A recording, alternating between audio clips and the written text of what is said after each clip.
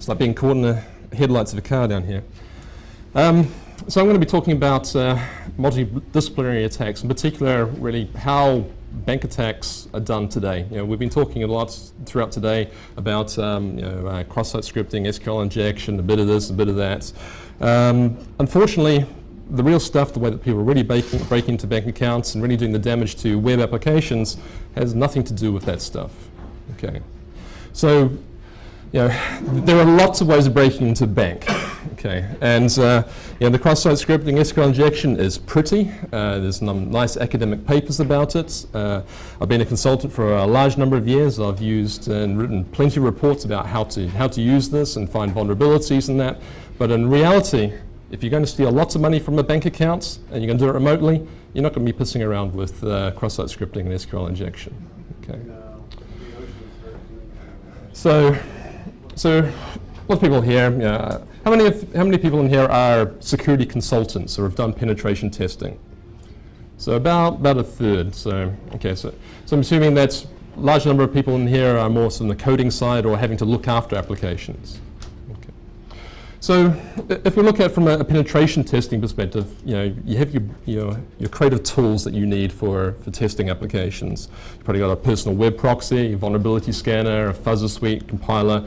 Some people may even go as far as some static analysis tools, although the number of people that have can bridge the gap, the skills gap between web application security and malware analysis is fairly rare. And there's only a few people I know about who are really good at this. The problem is that the vulnerabilities inside web banking applications are more than code injection and is much more than authentication bypasses. Frankly, it's application flow and the user experience and the way it's manipulated is how the criminals are really breaking into these web applications.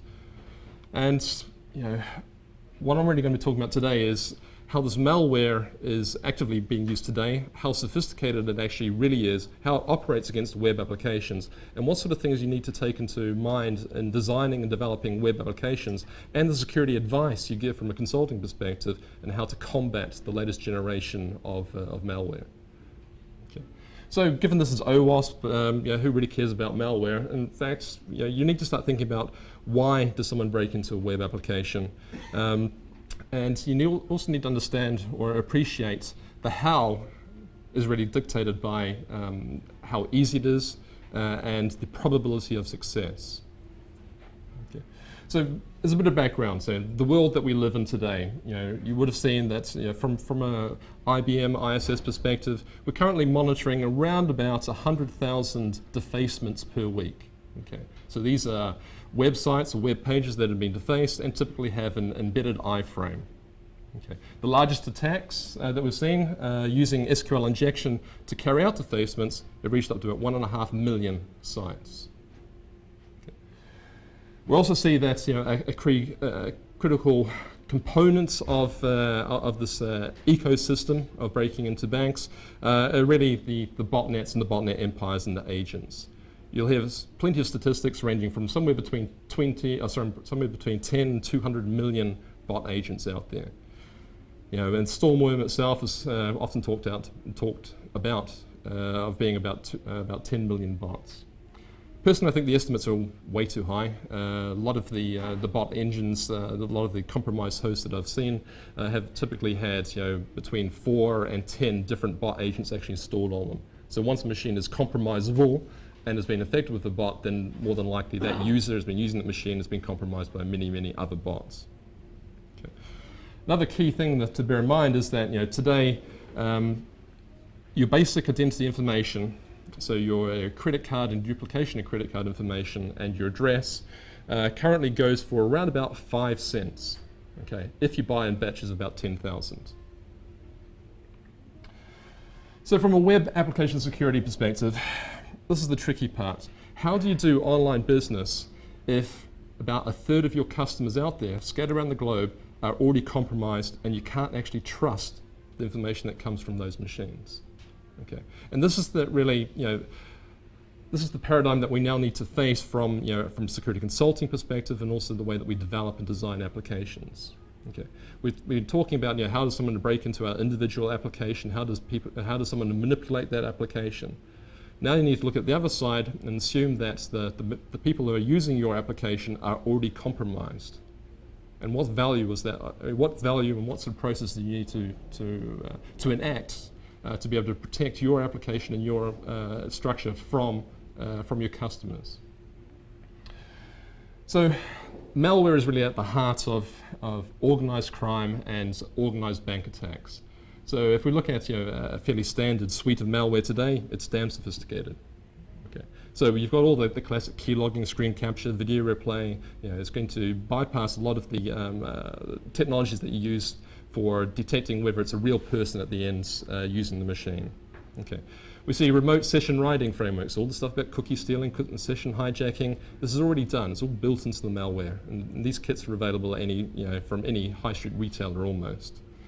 The attacks and the mechanization of these attacks using malware are script-driven.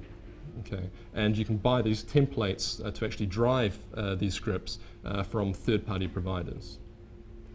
And of course, the last thing you've got really is about full self and anti-debugging features. So this stuff is really sophisticated, and it's designed to not be detected, and also to make it damn hard for someone like myself and my research teams to actually reverse engineer and figure out what's going on. But the most important thing really about today's malware is about the social engineering. Okay, so all of these are devices and mechanisms for allowing them to conduct the attack. The attack is successful because of the social engineering aspects. So I include this slide because, frankly, 10 years ago, everyone was chasing after little bits of malware. Malware today is big, big, big business, and I'm going to talk about just how big this business is going on. And frankly, your antivirus suites and things like that are inadequate. The fact that you're relying on antivirus at the end machine, whether it's a corporate desktop, laptop, or your home machine, is pretty much redundant. Okay, by the time the malware can be detected or is in a position to possibly be detected at the desktop, it's too late. Okay. So the question really, evolving from this, is how did the customer become the problem? Your end user, how did they become the problem? So iframe injection averaged about 100,000 web defacements per week, and this sort of thing really started February, March early this year, and since then it's actually been fairly constant. We've seen the classic IIS ensembles and the LAMP frameworks being popularly attacked. Most sites that we come across and that we inventory have no idea that they've already been attacked successfully and defaced. The defacement is really about iframe code injection, and as you see it on here, here's a sample iframe of, in fact, I think this was from one of the storm worms, or one of the iframes injected via the storm botnets. And so it's a single line sitting inside the web page. So defacements before used to be about putting up a nice big message saying, aren't I cooler than the sysadmin, or some sort of political message. Defacements today are about these iframes. I've come across websites that have up to 10 different iframes from different people that have compromised the same websites. Okay. The whole purpose of these iframes is to infect anyone that visits those browsers, uses their web browser and visits those sites. Okay, and installs malware through droppers or backdoors and adds them to the botnets. Okay. So if you're going to build up this sort of attack, this is how industrious this thing is.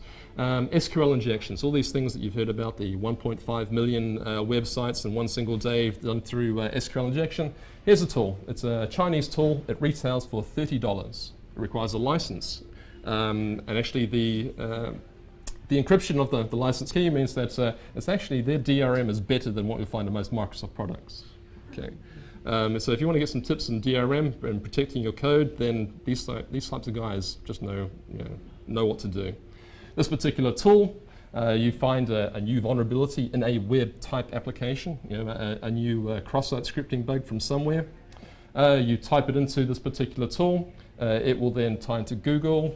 It will then pull back all the different sites that are potentially vulnerable to it. You specify a URL where your malware is that you want to install through the iframe, and click Go.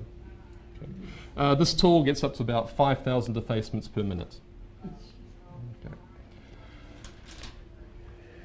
So what else? Understanding the IFRAME business. Just to give a better idea of the scale of things. So we come across all these IFRAME servers that are serving up malicious iframes.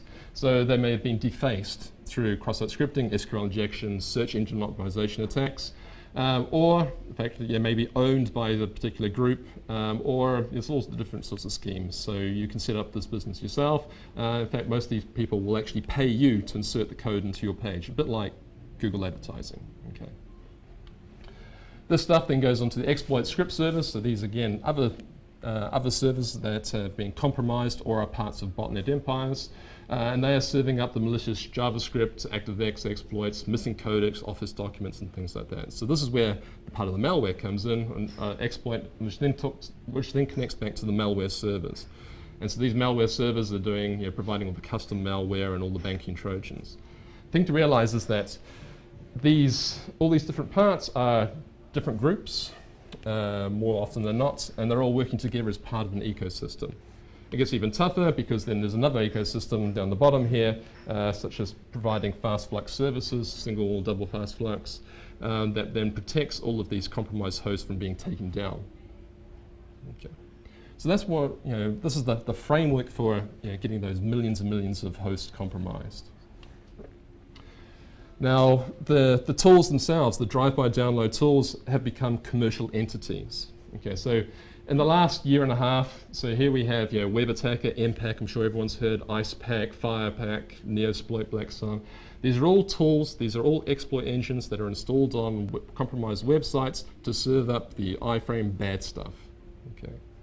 It's become very, very competitive. Here's an interesting one, IcePack. It's probably one of the most popular ones that we see out there from a commercial perspective. MPack is a very interesting one. MPack is a copy, if you like, of some of the IcePack ingenuity.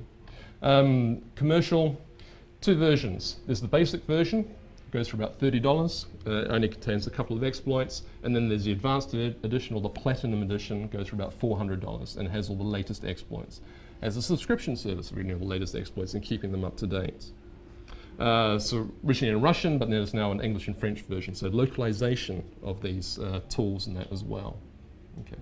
This is big, big business. Has iframers, and once again requires a license to operate. Okay. Now the other side, the malware. So we need a piece of malware and we want to infect a particular machine. Surely it's a bit hard to create malware. Frankly, here's a toolkit which I grabbed earlier from this year. £100, includes all of these particular exploits. You give it a file that you want to install on the remote machine, so some sort of backdoor or a bot agent.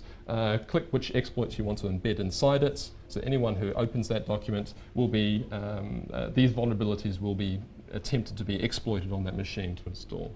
Okay. So as far as skill set goes for creating malware, infecting machines successfully, 100 quid. Okay. And it's updated, and so this one's from the beginning of the year, so we just see a few of the more popular vulnerabilities in Microsoft vulnerabilities from last year. But they don't need to be perfect because, unfortunately, I helped release the paper with Google and ETH University about 2 months ago, and we found roughly about 630 million hosts vulnerable to all these attacks that haven't been patched for at least a year. Okay. Other things that are interesting, so these banking Trojans, so all the really nasty stuff, here is a commercial one. Okay. So this particular one, Trojan, interesting, it's made in Turkey. Okay. This is a commercial product. It contains all of the remote desktop, the web streaming, the video capture, you name it, everything you need to do to copy all of those cool things from people's machines and steal that information. Now, how commercial is it? 3 editions, the bronze edition, silver edition, and gold edition. $99 through to $249. Interesting thing about the gold edition, it says 6 months or 9 months guaranteed replacement warranty if it gets detected by any antivirus product. Okay. This is so competitive, this world of creating malware for this type of industry, that they're competing against each other, and these are the selling features. Okay. But it doesn't even stop there. For instance, there are a whole number of tools and technologies for if you take a piece of malware, you want to check to see whether any antivirus product can actually detect it and protect against it. So these tools, so here we have KIMS, we have, which one's that? Scanlix, And this last framework here, Multi-AV Fixer, will actually test your malware. It will automatically pull down all the different free antivirus products, the commercial antivirus, keep them up to date, run your malware against them, find out which ones detect it, and then tweak your malware to make sure it bypasses the antivirus. This stuff's free. Okay, so if you want to create a piece of malware that's going to bypass anything, this will help you do it. So let's get into some of the interesting things. So this is, given that we talked about why so many people are being compromised with these hundreds of millions of machines compromised, and how easy it is to start up business in there and all this different malware and creating your own business in that. How does it really, really work? Traditional banking malware was focused on stealing the login information. So everything you needed, the bank number, the user ID, the password, session keys, this sort of thing. So you relied on key logging, screen grabbing, video recording, redirection to counterfeit sites, pop-ups, overlays, session hijacking, duplicating session cookies, screen overlays, all these sorts of things. These are all the good things that we've heard lots and lots about. We'll still find lots and lots of malware doing this. Okay. But from a protection perspective, there are a lot of things you can do. So instead of asking for a full password, you only ask for certain parts of the password so that screen capture or key loggers can't get all of the password each time.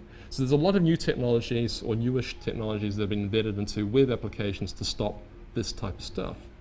Okay. But this type of malware, traditional banking malware, has been around since about 2001, 2002. Okay. So this is old hat. So a brief thing about man in the middle. So typically, you want to do customer's PC, connect to the web service, and everything's nice. Okay. So man in the middle, of course, the man in the middle sits in the middle, intercepts all the different traffic. So it redirects the connection to the end servers through proxy setting changes, DNS modifications, or network routing changes. And of course, this allows the attacker themselves to view all the texting, all the communications in clear text. So you can intercept confidential data, terminate SSL transactions, connections, and modify and inject new content. Obviously, there are a number of different tools and technologies that you can use to prevent man-in-the-middle attacks. Okay, and there are a lot of nice algorithms that you can use from the server side to detect whether this is going on. There's a lot of heuristics that you can play from a large application side about whether you're seeing the same man-in-the-middle appearing on multiple transactions. So from a banking perspective, protecting against man-in-the-middle attacks is a solved problem. Okay, it's still a problem, but it's a solved problem. Wait a minute, what if I'm a large company with a proxy, you'll see a lot of transactions in the same place, a lot of users in the same place, so what can you speak on the algorithms? Well, a lot of times that you'll see is, because you're going through the proxy, you also see that the SSL certificates are linked to that particular machine. There's a lot of classification on geo-IP address. There's a lot of sophisticated stuff going there, but yes, corporate proxies are a pain for this type of detection, but given the scale of online banking, then people sitting behind corporate proxies doing this are only a very, very small part of that pain. Okay, so it's a scale problem in this. Question, Matt? How does the attacker create man-in-the-middle attack? How does he create? That's another whole presentation. there are lots and lots of different ways. I mean, the key things, man-in-the-middle redirection. So effectively, if I've got a server somewhere, if I can alter the proxy settings in the web browser of the end user, if I can intercept their network traffic, I'm sitting on the same network segment, if I can modify DNS settings or any other network stuff, that's how I can insert my man-in-the-middle. Okay. And there's a whole number of other sort of frameworks of being a little bit more aggressive about inserting man-in-the-middle. Okay. The real thing, though, is the bad guys have moved well beyond that. So the key thing, what we're seeing today, is called man in the browser. Okay. So the man in the middle, that man in the middle is now sitting inside the web browser. Okay. So because you're sitting in the browser, okay, so you can see, so traditional malware, you're normally looking at the system reconfiguration, you've got Trojan applications, you've got operating system hooking and TCP/IP stack and deception. So this is where a key loggers sort of certain things.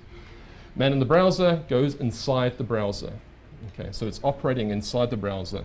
So all these things about having to load extra applications and get those running and mimicking, or Trojans, having to intercept the stack and things, doesn't matter if you're operating inside the browser. The browser has the secure connection between the end sites. So what does this really mean? So the man in the browser, Trojans, more often they're called now proxy Trojans. They operate from within the web browser by hooking key operating system and web browser APIs and proxy all the HTML data. What this means is that the attacker themselves doesn't care about encryption. That happens at a lower layer. Okay.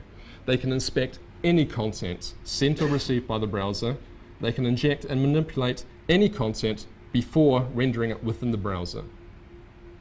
And they can dynamically create additional get, post, put, you name it, at any time to any destination from within the browser while the person's operating it. So on a clean system, what you normally expect is the web browser then connects to, transmits data or connects the data to the WinINet, the WinSock, and now it's the internet. So frankly, it's dead simple. The malware now hooks in between the browser and the WinINet. Okay. Isn't sophisticated stuff. In fact, if you use any of your other sort of pen testing tools, then you're probably already doing this in some capacity already. However, the malware themselves are hooking inside the web browser. So what does this really mean for these types of attacks? This means that not only can I steal login credentials, I can ask for more. Okay, so I can do things such as I can add additional pages and additional information before the user logs in. I can do the same sort of thing, adding new things, new pages, new content, new page requests while they're logging in, and I can do it all after they've logged in as well. So at any stage within that conversation with the banking application, I can do all this through the malware. Which means that it makes me a lot easier for me to get away from my attack from social engineering perspective. Okay, so some of the things that we've seen already. So I can request additional data through social engineering. So once someone logs into their banking application, all of a sudden I now have a page that appears up while they're logged in, complete with the little wee lock on their screen, saying that, would I now like to double check or register my credit card details? So that people type in their credit card details and their PIN number, the CVV code, and things like this. Okay. We also see the same page is now asking for additional security questions. So having gone through your normal login phase, it's adding another login phase, asking for your social security number, your mother's maiden name, all these additional things. All the things that you probably need to recover passwords for other accounts and things like that afterwards. Okay. Other things, we're seeing one-time keypads and scratch cards. They're popular in South America for online banking. Every time you log in, you scratch one particular number off, and that's the number that you have to use. The following number is what you use next time you log in. Yeah? It's one-time password. It's the most secure method. So once you've logged in, it just asks you for the next 2 or 3, and people fill out these details. And so that means that your one-time keypads have been defeated. You can ask people to change their password. So even though you didn't get their full password the first time round, you ask them to change it. And then of course you just say it failed, but you've now got their old password. Okay. You can also then test and resynchronize password and transaction calculators. And I'll get on to a little bit more on that as well. Keeping though, as far as the conversation between the web browser, the user, and the bank, everything is intact. Okay. The bank has no idea this is going on. The web browser has no idea it's going on. And only users that understand that there have been changes to the pages are actually going to be aware of what's going on. So here's one. This is a real one, carefully disguised from the particular bank. So on the right-hand side, here's the normal panel that appears on the login. Here we have one that's been modified through this particular piece of malware sample. So instead of it's asking for username, passwords, and then which country, which state you're doing it from, it's inserted a few extra parts. It's asking for your check card number, your expiration date, and the PIN number and mother's maiden name. I think it was a little bit optimistic of them to be asking that on the login. But people do this. Don't forget, the padlock is still intact. This is the bank's page. Okay, but this has all been added inside the browser. There's no way that the bank knows that this is going on. And of course, any data that's inputted into this will never go back to the bank either, so they wouldn't know that it's been intercepted. Sounds pretty scary. The scary thing that really comes to that particular box is a configuration file. Okay, so this malware and these malware tools are designed to be fully configurable. This particular bank and the scripts that you need for this particular framework and all that, you buy. Okay, so you buy the malware from about $400 to about $1,500, depending on which particular flavor you want to do, whether you want to host it in this country, if you want someone to host the engine for you, or you want to rent the system, whatever. You can buy these configuration files for particular banks. They go for about $5 to $15, depending on which particular bank. So not only do we have these parties that are creating this malware, we have this distribution, and we also have this third-party developers that are developing the configuration and tuning files that go into the malware itself. Okay. So that's all very well about stealing usernames, passwords. What happens when you're on multi-factor authentication and you've got a one-time password, it's your secure ID token and things like that? Doesn't matter. At the end of the day, if you want to, the purpose of breaking into bank accounts is to steal money. Okay. Stealing passwords and usernames are a way to get into the account so you can steal money. But what you're really after is that transaction. So even with all these multiple authentication systems and validation systems on the login, it doesn't matter. Okay. What they're now doing is focusing on the money transfer itself. Okay. And we started already seeing this early 2007. It started off in South American banks. Okay. It was driven largely by multi-factor authentication keys, back-end heuristics for logging in, so seeing certain IP addresses appearing in different countries and browsers, physical location, and frankly, just malware has improved since that time. So it's become, before I had to go out and build this type of malware myself, I can now just go online and purchase what I need. Okay. And it has all the different features. So because the transfers happen after the person's logged in, it makes it very, very difficult for their banks to actually see what's going on. So these fraudulent transactions are occurring while the user is logged into their bank accounts from their machine. Okay. So how are the banks meant to know that this is a fraudulent transaction? And hence, session writing. So the first versions that we saw, the session writing of, taking over that particular session and doing an extra transaction, were largely manual. It's now been scripted. So what does it really look like? So from a man in the browser, from the proxy Trojan. So the user logs in. Don't care what sort of authentication system or whatever. Let's assume that that's totally secure. Okay. What's going on is, as soon as they have logged in, the malware kicks up. It actually starts really doing its actions. So the first thing it does is it intercepts every single transaction. Okay. Every single transaction, it adds another transaction or changes the value of that transaction. It keeps a log of those transactions, calculates what's supposed to be in the count in the return pages, modifies those pages and sends it back to the user. So not only has it done a transaction or an extra transaction while you've been logged in, it's also removed all evidence that you can see from within that web browser. Okay. So this type of technology of actually doing this has been around for about a year now. Okay. Now part of this is really about, different countries have different regulations about if someone steals money from my bank account, how long is the bank liable for? So by operating this way, by hiding the transaction of stolen money from the end user, a lot of countries only have 30 days or 60 days. So therefore, after 30 days or 60 days, if you haven't notified the bank that you've had money stolen, the bank is no longer responsible for trying to get it back to you. So if I can use this malware and keep those people duped for that long, they're not going to be able to come after me and reverse those transactions out anymore. So the money is now mine.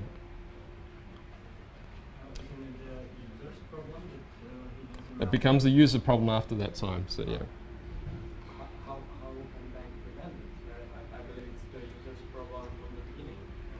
Well, it's down to the countries. Different countries have different banking regulations. So for instance, in the UK, the bank is always responsible for any money that comes out of your transactions. So even if it's a year later and you say it was fraudulent, and you can prove it was fraudulent, then they are bound to repay that money.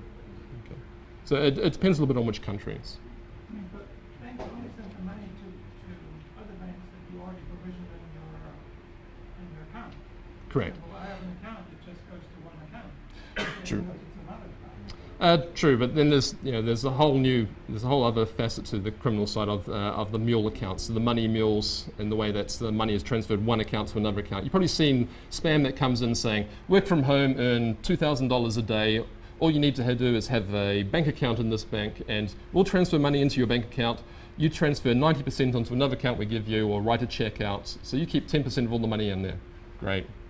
I understand, So- but if I have an account in the bank, but another account is like a checking account, right? And when I transfer money to the bank account to my checking account, and vice versa. They configure the accounts where it can go to. It can't go to any other place. How they don't overcome that? I'll get to that one. I mean, and then there's got to be out-of-band confirmation of ad accounts. There's Yep. ways around complexity of this stuff. True. And this is where it gets interesting. So let's have a look at the transaction validation. So what you normally expect is, to do a transaction online, you'll do several different pieces of information. You'll have to supply who it's going to go to, how much is it going to be, and basically click OK or submit. And so to prevent additional transactions actually occurring, most sort of banks now ask for a validation code. So this validation code may be a token that they've sent you saying, we've received your information, but just to make sure that this wasn't sent from a rogue machine and things like that, type in this validation key into this form.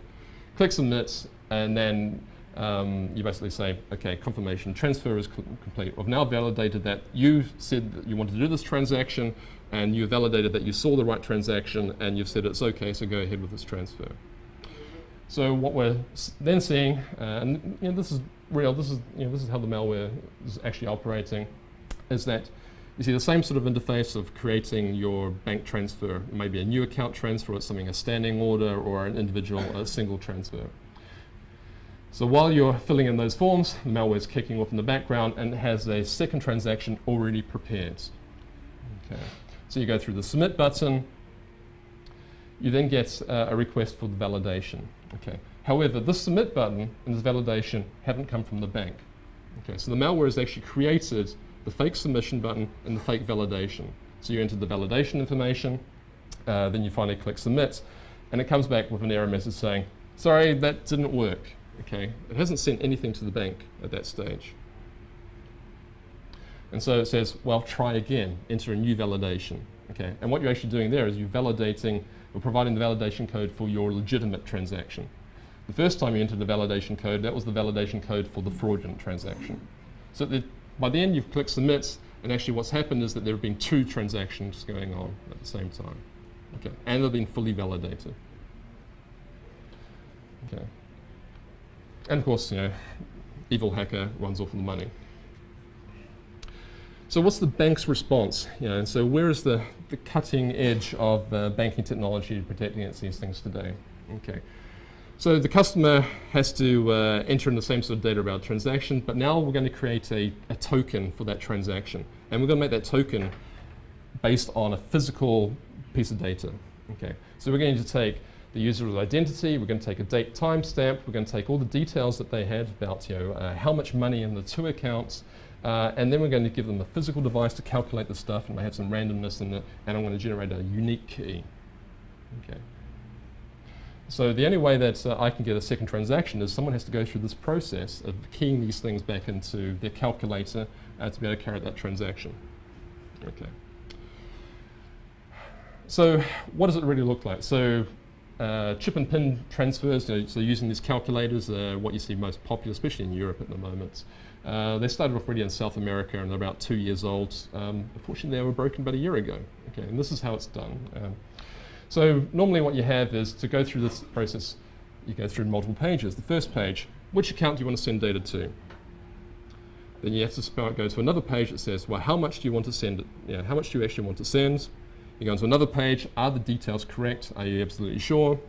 You then get a page about the instructions and what you need to do using your calculator, type this in, and eventually you get the validation complete. Okay. So with that, your transaction is complete. So what does the malware actually do on this? The malware side is fairly simple. You go through the first 4 pages. Remember, this is a 5-page process. It goes through those first 4 pages, and then the malware starts kicking in. Okay. And so what the malware does is it's created a 5th page. And what it's asking for is a security validation code. Okay. And that validation page requires you to do the same chip and pin technology as well. So it's telling you, it's giving you the instructions about what to do there, and it's called a security code to validate this transaction. So at the end of the day, you've actually used the calculator twice. Okay. And of course at the end, so you've got a 6th page, then the validation complete. So the malware has inserted an extra page to steal this data. And that's really been what we're sort of seeing on bypassing the chip and pin technologies. So we have, the response has really been to ask the victim for that extra information. So here we see the types of data that you'd be typing into a calculator would be the account number and the amount that you want to send. Okay. And so what we see from the social engineering side on the security page is that they ask you to type in the security code and an amount. And the amount happens to be the same that you want to do the first time. But if you have a look at the security code, you'll see it's the same number of digits as an account, and actually that security code is the account that they want to transfer the money to. Okay. So at the end of the day, the malware has provided the tool and the technology to be able to carry out this social engineering that's actually been successful and has bypassed the latest technologies. So what happens if you go now out of band, completely out of band, okay, and you require them to receive, provide things such as an SMS text alert of a transaction, or take an SMS text message with the transaction code that you now need to type in. Frankly, what we're seeing is, because they already have control of that end host and they can ask for any information, they ask for all the details they need to have to phone up the bank or to change online the cell phone number or the where the messages are actually going to go to. We see them using standard VoIP services, which are changing caller IDs numbers, so they can send messages back and forth as well. So they're actually proxying the SMS messages through this way. Okay. It's not sophisticated stuff. It's just a little lateral thinking on how to break these accounts. So what can we sort of say from a security perspective, given that we've just broken the latest banking technologies and anti-theft protection? Key thing we have to understand really is that cyber criminals, and this is cybercrime and it's big, massive scale, is really focused on the bank's own customers. Okay, so that's the elephant in the room. So security consultants really need to understand the threat and be able to communicate the remediation advice on this. So the question then comes, how do you protect your clients from their own customers? Okay. And at the heart of the most advanced things is really the applications themselves, the things that you're asking all those banks or those web applications are trying to do is too complex for the vast majority of people actually out there. So the more complex the application is, the more opportunity there are to social engineer and insert additional requests and additional content through the malware. So what sort of things that we need, do we need to sort of think about when we're looking at web applications and helping design web applications, providing security advice? We have to reduce complexity. So for instance, is it likely any additional pages or fields would actually be spotted by a customer? Okay. So if there's 20 pages to this web application that they have to go through sequentially, would 21 pages be noticed or 19 pages? More often than not, no chance. Okay. Is it clear to the customers what's actually expected of them? Are they supposed to follow this particular process? Okay. How many pages must a customer actually navigate or scroll through to actually do a transaction or to actually do their business? Are all the steps logical? Are important questions and steps presented as text or graphics? That one's actually pretty important, because if you present it as text, it's HTML, okay, and it's just injected in the HTML code. If the question or the page numbering is in a graphic format, that means that graphic has to be pulled from a file, okay, and that's normally enough in most current generation browsers to break the padlock or to say that you have now got multiple zones or insecure zones. Unfortunately, most people are so used to seeing messages saying, do you want to carry on? They'll just say, carry on anyway. Okay, so there's only so much you can do in this. Okay.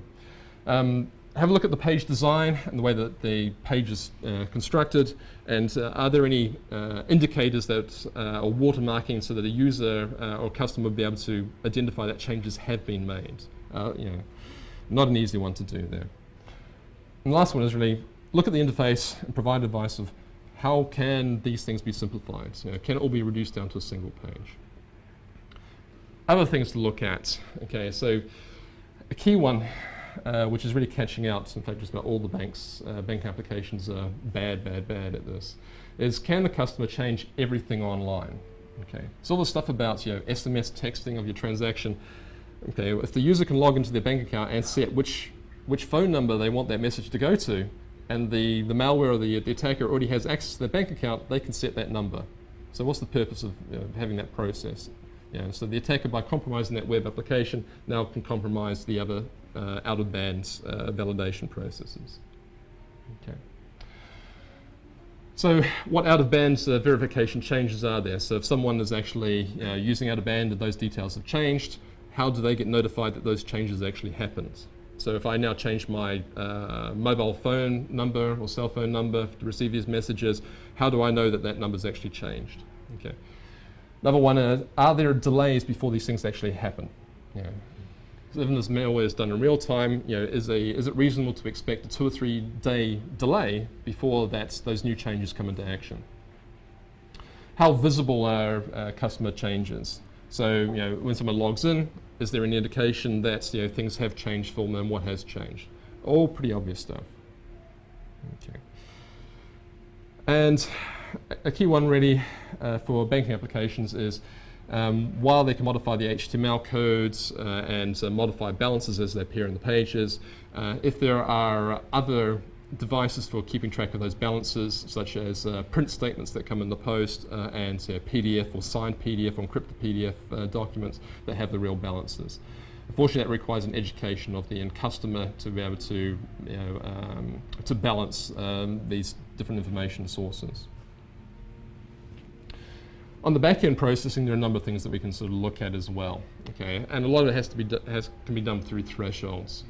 Okay, so how many transactions are actually being conducted by that user per minute? You know, is it reasonable to expect that they can do 2 transactions within, you know, a millisecond? You can also look at creating a delay between, you know, the creation of a new payee account and actually sending through that, transferring that money. You can also look at some of the anomaly detection of transfers. So, you know, are you seeing the same 2 addresses appearing multiple times, the frequency of those 2 addresses or those 2 accounts, and can you also look at the frequencies of accounts being used, so the mule accounts that are acting as the receiver for these fund transfers. And of course, the last thing is the identity changes. So if someone suddenly changes their primary contact number from a home phone number to a cell phone number, you know, you might want to sort of raise or escalate your internal processes for, you know, auditing or inspecting that traffic subsequently.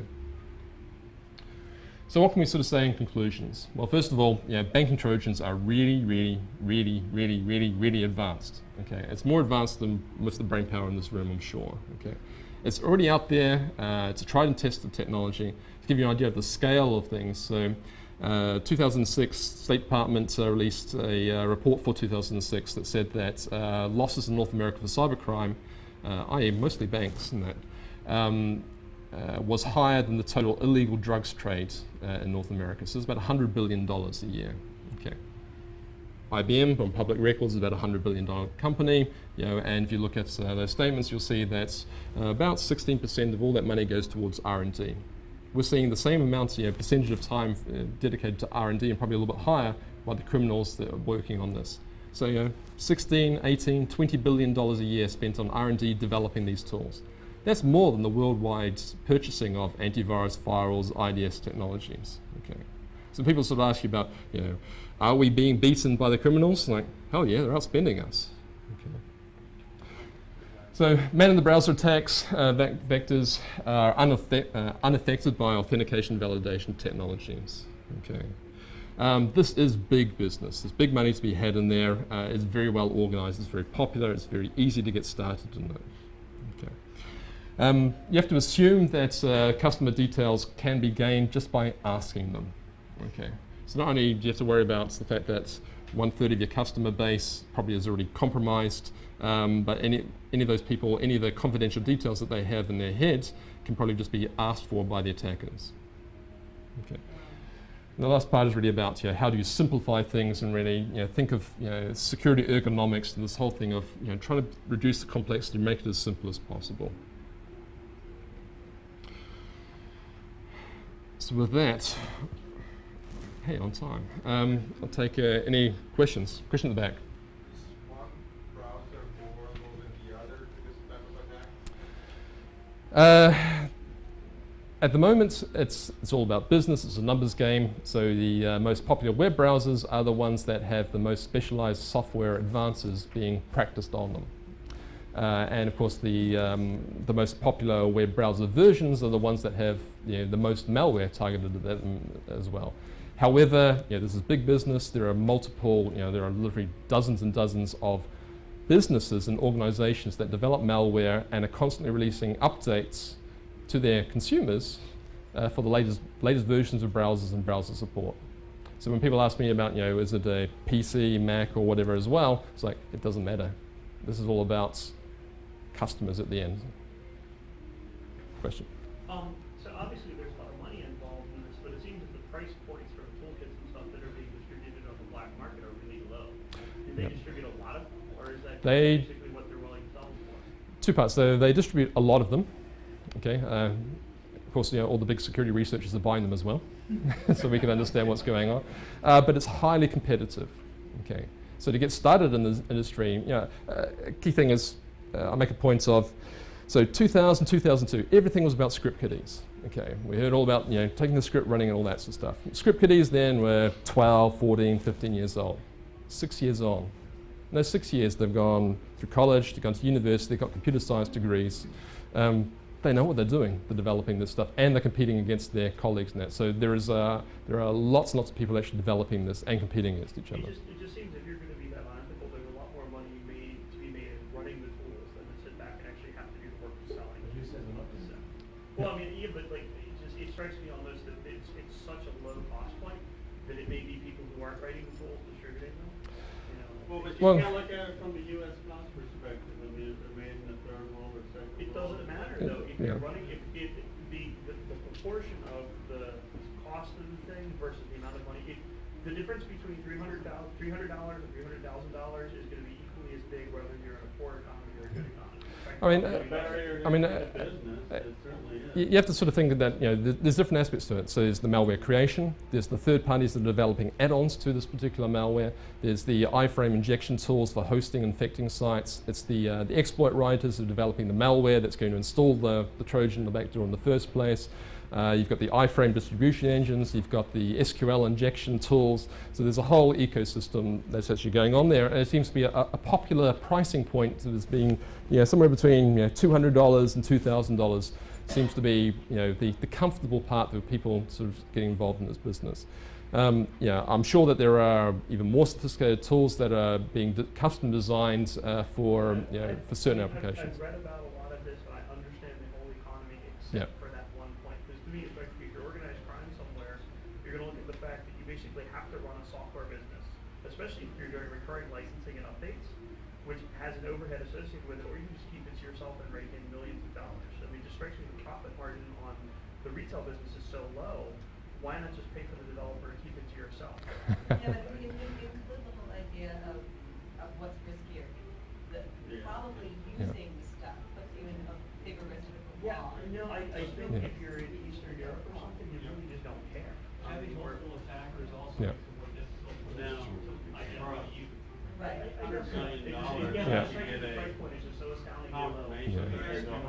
Yeah, I mean, there's a lot of people involved. Sort of, if Products are in fact infected and they're betraying the I mean, there is a lot. So, from what I've sort of seen from the malware sides, banking Trojans for a large part. A finger in the air is probably about quarter, 20%, 25% of them are backdoored themselves, and other people extracting details. But there are so many different facets to this. So, for instance, for me to go online and buy 1,000 banking details, all the details I need to log in as an individual and to do a fund transfer. So 1,000 people's identities I can pick up for maybe $400 or $500. Okay. The trick, though, is to have that framework so that I have the mules to transfer that money into and get that money back out of the country and turn it into web dollars, PayPal dollars, back to US dollars or whatever. So there's just so many different aspects to it, and I think it just seems that there's supply and demand, and there's also this thing that everyone seems to be comfortable with this sort of pricing range at the moment, which has sort of helped dictating that. So, question about it. So, going back to the actual banking website, the ultimate solution to create some sort of whitelisting or create some way in which bankings are actually interacting directly with the customer instead of relying on the browser and Well, There are some technologies that are being developed. You know, IBM has big research teams and are looking at these different things. No clear-cut silver bullets for this, and certainly from my side, talking about security strategies for IBM, and that's how one of the things that we're facing is how do you protect your customers from their customers, and that's the whole thing that's really changed, and still working on it. And some of the things that I've run through in the last quarter of the presentation about just looking at those applications and how do you simplify things is more, the first step is being aware that these things are happening, how big it is, and why they're working. And fundamentally, it's the technology is very, very good, but it's very, very good because the social engineering aspects actually work. And if you have a look at a critical eye at your, the next time you log into your bank account, how much data and how many screens you have to go through, and how much data could be requested from you. And how easy would it be for you to notice that extra pages or extra questions have been asked for? And today's applications place all the emphasis on the end user. So a lot of the things that we're looking at rely on correlation engines and anomaly detection that now sit inside the back ends to look for anomalous behaviors and things that are going on. But there are no solutions ready to this today, which means that if you want to make lots of money, think of some, set up your business, and maybe IBM will come along and buy it afterwards. What about a hardware device that used asymmetric cryptography that sent a message that had to be displayed or entered in the hardware? At the end of the day, it's down to a user. How many key fobs do you want to carry around? So, yes, you can add all these new cool features, but you're increasing complexity. And cost, but if there's 300,000 or 300 million Americans, and you have 100 billion, that's 3,000 per head in the U.S., so that's a little bit more than what it costs to develop a device like that. Right? True, but then you've got to train everyone how to use it. I mean, how many people complain about using a remote control for their TV? Okay, and now you're going to say, well, you want to you want to order post-it notes and things like that. There's a question of that. What success have you had, as you say, getting the companies to protect themselves from their own clients?